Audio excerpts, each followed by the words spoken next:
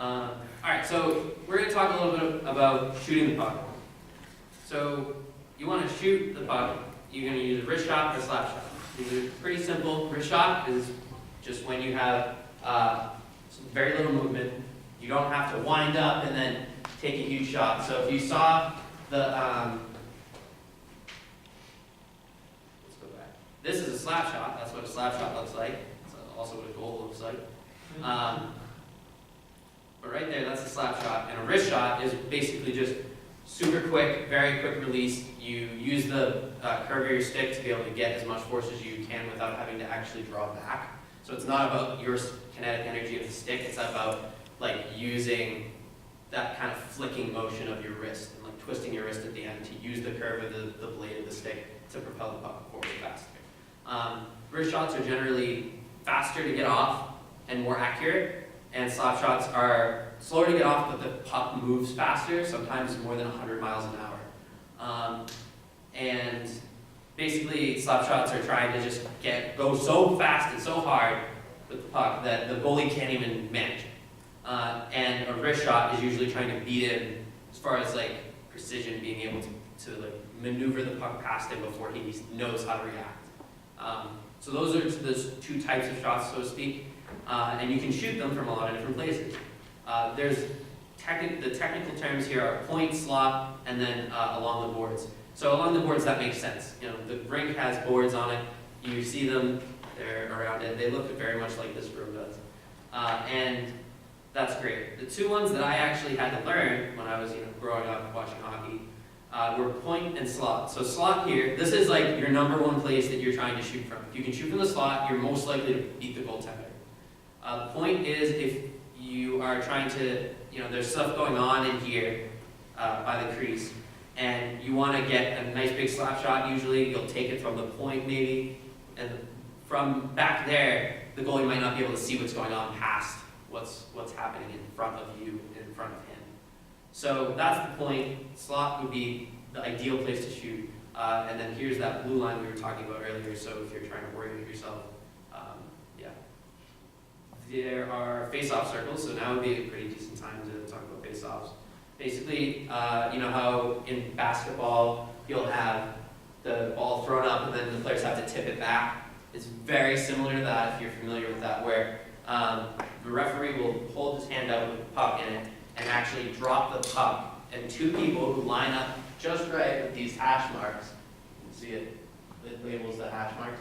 So in that face-off circle, the puck will actually be dropped into the center on the dot, and you'll use your stick to maneuver it either to yourself, to somebody else on your team.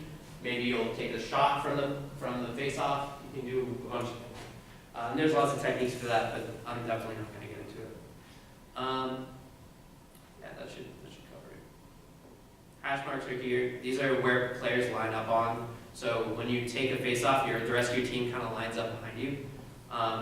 And your team can't go past these hash marks, and their team can't go past hash marks. It's like a stipulation. It all makes sense when you're watching hockey. So if you ever are like, Jim, I have no idea what a face-off is, if you watch hockey for like 5 seconds, it'll make a ton of sense. How do you pick which side or which face-off spot to do it? And how do you pick like which player from which team is closer to the goal or not? So that's actually a good question. So for the side, I believe it matters on which side play was stopped on, like which half of the ice. I could be wrong with that.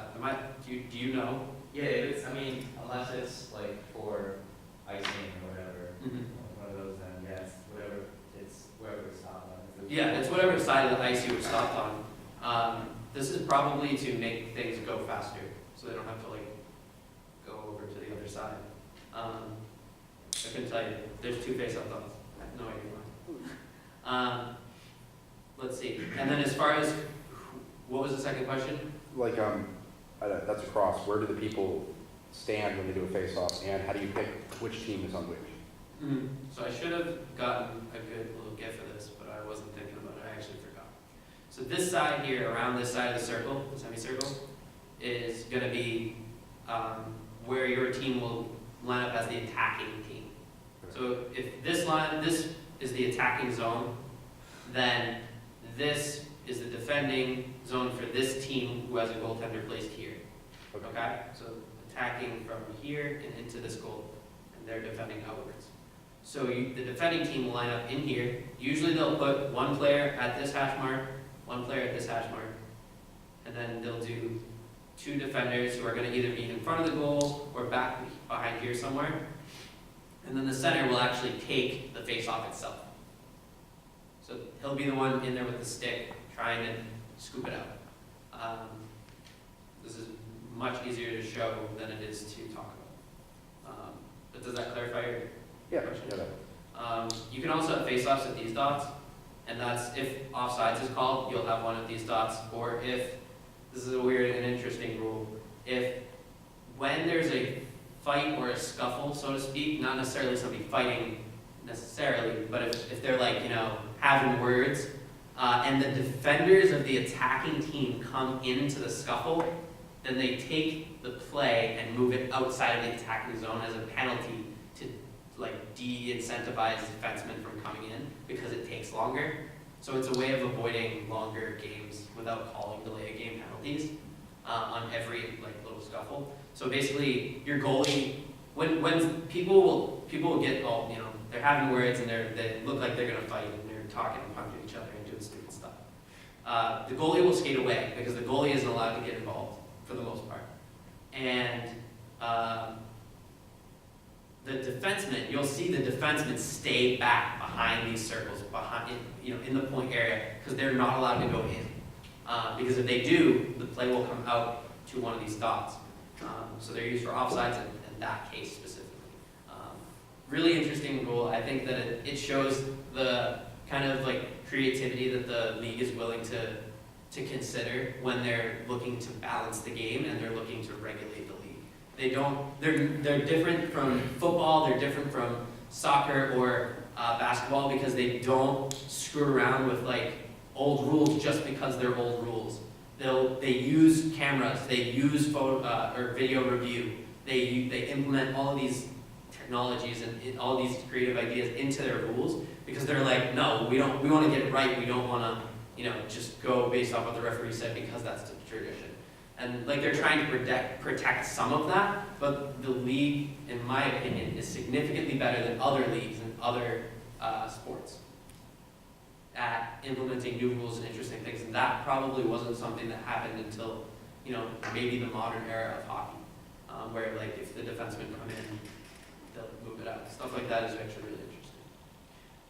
Last thing about basics is going to be shooting the puck. These are the numbered holes on the goaltender, so to speak. You don't really call the numbers anything besides the 5 hole. So the 5 hole is between the legs of the goaltender. Some people might talk about these numbers, but most of the time you call it glove side high or glove side low, and stick side high, stick side low, and then 5 hole. But 5 hole is a really commonly used term, so if someone says 5 hole, now you know what they're talking about. That would be a goalie goal in pads in front of the net. All right. Here are the positions. So we have 2 wingers, 2 defensemen, a center, and the goaltender, like I mentioned before. And this is not at all how they would line up in any way. It's just a really nice graph. This might be how they line up for a face-off in the center dot, but these defensemen would be closer. But this otherwise is how a face-off is lined up for at the center dot. And these guys are on this mark here, these guys are on this mark here, and these defensemen are on the edges of the circle and on the blue line, right back here. Otherwise, okay, that's the positions.